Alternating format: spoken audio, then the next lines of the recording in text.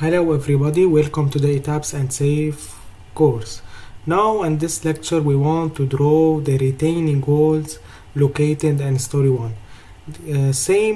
For the same option when drawing the shear walls, we go to draw walls and we choose here the section of retaining wall defined before.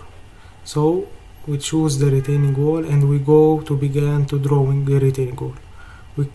We begin from here. We can draw directly from this point to this point retaining wall, and we draw from right to left and from bottom to top.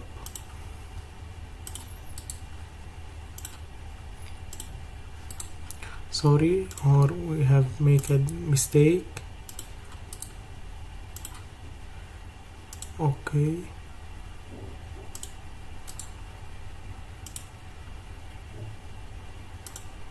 Okay, so we draw here the retaining wall located in story 1 only. Thank you for listening. We will continue at the next lecture.